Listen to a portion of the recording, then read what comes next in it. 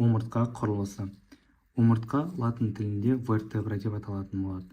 Омыртқаның құрылысын қарастырған кезде ең алғаш қарастыратынымыз ол бізде омыртқа денесі, яғни корпус вертебра. Корпус вертебра омыртқаның ең көлемді, ең үлкен бөліктерінің бірі болып табылады. Дәл осы омыртқа денесі арқылы бізде омыртқалар бір-бірімен байланыс орнататын болады. Қараңыздар, міне омыртқаларды көріп тұрмыз.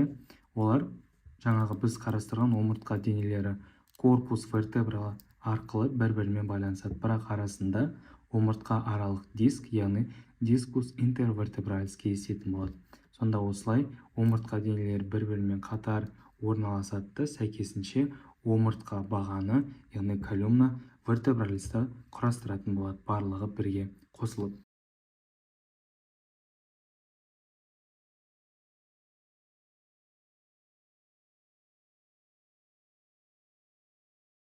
Енді омыртқа денесінің қарама-қарсы бетінде бізде омыртқа доғасы, яғни аркус вертебра орналасқан.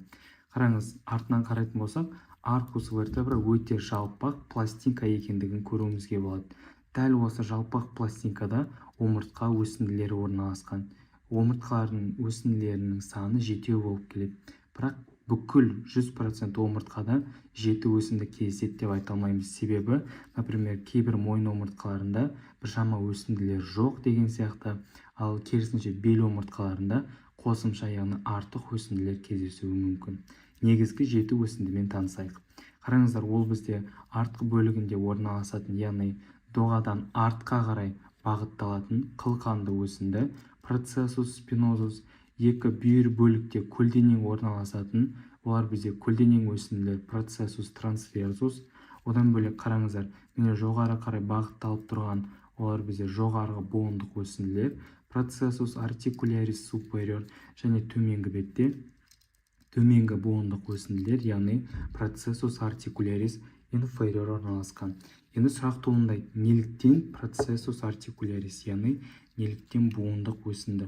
Қараңыздар, мына жерде препаратқа қарайтын болсақ, жоғары орналасып тұрған мына омыртқаның төменгі буындық өсіндісі мен төмен орналасып тұрған омыртқаның жоғарғы буындық өсіндісі бір-бірімен беттескен, яғни бір-бірімен буындасатын болады. Сондықтан да біз оларды міндетті түрде буындық өсінділер деп атаймыз. Сәйкесінше процессус артикулярис супериор және процессус артикулярис инфериор деген атауды алатын болады. Енді қараңыздар, сұрақ туындайды, мынау доға мен корпус екі бүйір бөлікте бір-бірімен байланысқан. Бұл қандай структура? Бұл бізде омыртқа доғасының аяғы, яғни педикулюс аркус вертебра деп аталады. Міне аяқ көріп тұрсыздар ма?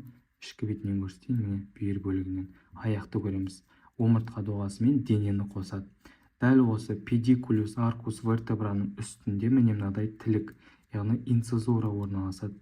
Біз оны жоғарғы тілік, яғни инцизура супериор деп атаймыз, және оның астында сәйкесінше тағы бір тілік кездеседі, ол төменгі тілік инцизура инфериор деп аталатын болады. Міне осындай екі түрлі тілік кездеседі. Бұл тіліктердің өзіндік мағынасы бар, маңыздылығы бар. Сонда қараңыздар, жоғары орналасып тұрған омыртқаның төменгі тілігі мен төмен орналасып тұрған омыртқаның жоғарғы тілігі екеуі бірігіп, міне мынадай тесік қалыптастырады. Қараңыздар, тесікке указканы ендіретін болсам, оның тесік екендігін біз нақты көреміз. Бұл тесік бізде омыртқа аралық тесік, яғни форамен интервертебрали деп аталады. Дәл осы омыртқа аралық тесік арқылы, міне көріп тұрсыздар, жұлын нервтері шығып отыратын болады. Енді келесі қарастыратын структурамыз ол, жаңа біз сіздерге айтып кеттік қой, денесі, доғасы, аяғы дедік. Сол үш структура бірігіп, міне мынадай омыртқа тесігін форамен вертебралini шектейтін болады. Омыртқа тесігі деп атаймыз. Форамен вертебрали.